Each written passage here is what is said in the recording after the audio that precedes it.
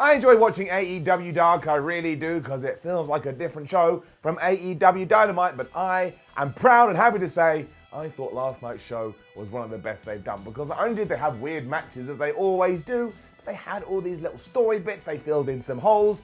If you weren't able to catch the show last week, all of a sudden you feel nice and up to date. But before we can declare whether it kicked somebody's ass or whether it fell in the toilet, we take the finger of power and we give the good bits up and we give the bad bits a down. My name is Simon Miller. Welcome to WhatCulture Wrestling. Let's up those downs for AEW Dark.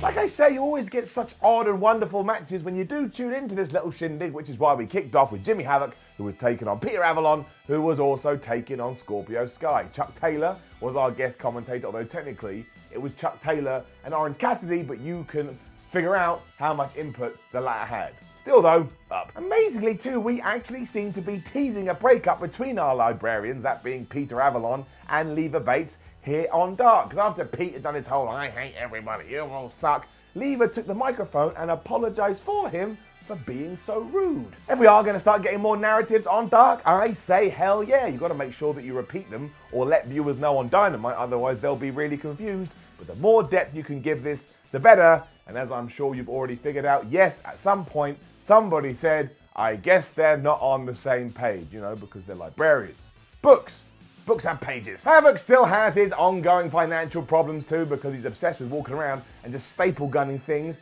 into people's head. And he was even looking for weapons in around about 1.2 seconds of this thing beginning. When he couldn't find anything, he just found Scorpio Sky's calf instead, and he bit it, because that's how it works. If you can't find an item of death, just use your teeth. Avalon then stupidly tried to team with Jimmy, and surprise, surprise, Havoc turned on him, but that didn't teach the librarian anything, because when Havoc finally found his stapler gun, it was Avalon that stopped him using it, and you know what he got from his troubles? A TKO from the returning Scorpio Sky, who was able to pick up the win, as he should. He's a damn tag team champion. I just thought this was really fun though, and it was so easy to watch.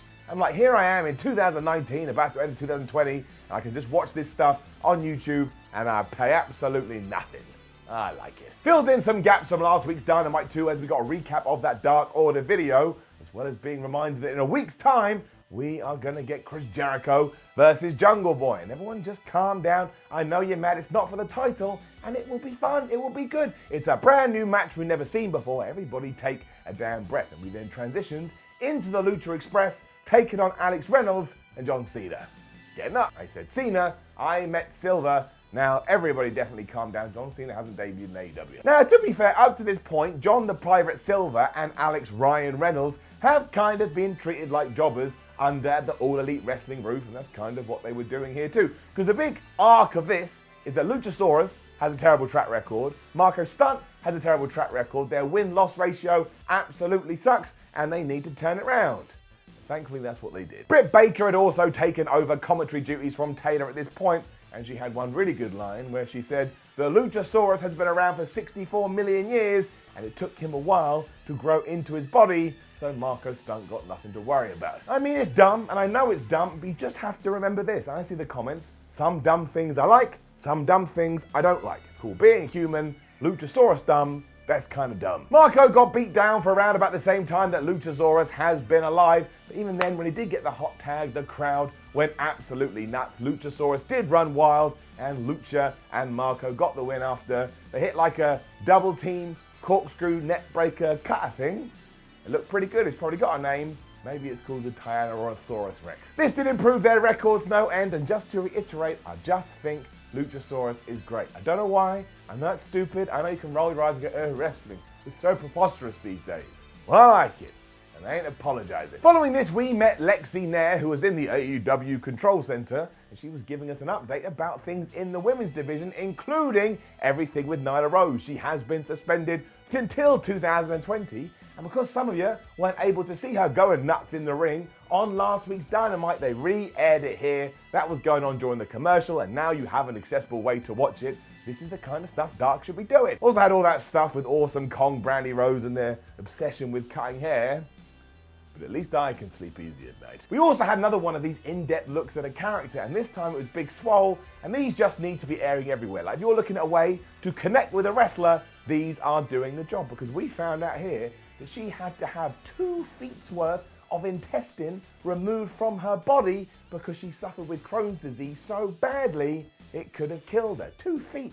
That's the same size as Marco Stunt. That's a joke. I'm just kidding. I just throw it in there because I'm an idiot. I think Marco Stunt is great. I hope he kills it. The surgery meant that she was told she wasn't going to be able to have kids, which sent her into a meltdown, but thankfully her and her husband, Cedric Alexander, who you will know from WWE, was able to turn that around. They did have children, and they also showed the moment where Kenny Omega offered her an AEW contract, and this was just heartwarming stuff. Round of applause. I loved it. It made me happy inside. What a damn hero. In fact, the whole segment with Nair was good because it was so focused on the women's division, it gave it more momentum than I think Dynamite has done up to this point, and we even got women's rankings. Maybe we have had that before, but I haven't seen it. And in number 1 is Sheena, so she's the number 1 contender for the championship. Number 2 is Nyla Rose. Sakura's at 3, Britt Baker's at 4, and number 5 is the alien Chris Statlander. Now you know what to do. Head to Twitter and get mad. And we got more narrative stuff too, because there was an interview with Christopher Daniels following his match against Pentagon last week,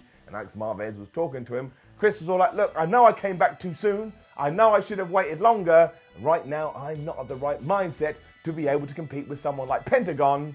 And then we got a repeat of everything with the Bunny, the Butcher, the Blade, and Cody. And finally, that damn MJF promo that only aired on social media and didn't air on the stupid television. Now, I said this when they debuted that I hoped this was the case, that MJF was the mastermind behind it all. But I couldn't believe it that after Dynamite had got off air, they showed this on Twitter, on Facebook, on Instagram, or wherever they did. That was absolutely ridiculous. And now we do know the information. It makes all the more sense. And the Butcher, the Blade, and the Bunny feel like they're a good addition to the team. So I am going to give that a down, because especially there was reason to do it, because we had a Butcher, the Blade, and the Bunny promo on Dynamite. Just take that out and use the time to air MJF's thing instead. I actually think this now is going to whoop ass, but the way he went about it, that's why it gets that down. One final promo as well for the Texas Street match that's happening later between the Young Bucks and Proud and Powerful. And if you are going, I think you're in for a treat. It sounds like they want to tear the house down. Our main event was then Kenny Omega versus Kip Sabian with Penelope Ford in his corner. And somehow Kenny has become the king of Dark. Imagine I had told you that before the Dynamite show had started. This had started, and I said, oh, Kenny Omega, he is going to be really good on Dark. You'd be like, what are you talking about? But it is up. There was a huge chunk of time between this and the last match as well, and I kind of dug that because it made this week's Dark feel a little bit different. And once again, of course, Penelope Ford was trying to get involved as soon as she could. She even gave Kenny a Hurricane Rana. Kip was no better too, because he was using the referee as a shield, and when he did that, Penelope Ford was just in the ring and she gave Kenny Omega a stunner. Now, I wouldn't have minded if that had been a one and done, but it's not, and I'll talk about it in a second.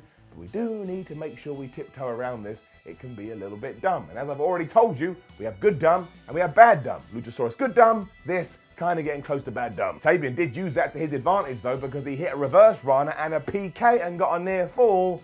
Even though I don't think the crowd was buying that, no one actually thought Kenny was going to lose. They were right as well, because from here Omega got all his power back and he hit a V-trigger, he hit a one-winged angel, and he did get a victory, which means he is now 3 on the bounce when it comes to AEW Dark matches. But before all this, Penelope Ford was just in the ring again, and the referee could see all this happening, and he pushed her into Kip Sabian, and that is how he was able to get back on top. Once again, this was just a little bit too much, because you're like, is she just allowed to be there and getting in the way? She's still causing a distraction. Surely that should be a disqualification. I know I'm being a nerd. I am a nerd. But we'll give it a pass because the match itself was great and I thought it did a good job in reminding you that Kip Sabian is also a damn good wrestler. But what kind of irked me is that just as this was ending, Kenny Omega grabbed the microphone. I was like, oh, good, finally, we're going to get a Kenny Omega promo. We haven't had them for a while, and we didn't, because instead we cut back to the AEW HQ, whatever the hell they call it, where Tony Schiavone and Dasha Gonzalez were waiting. Now, I like those two. I think they're great. I think they do a really good job.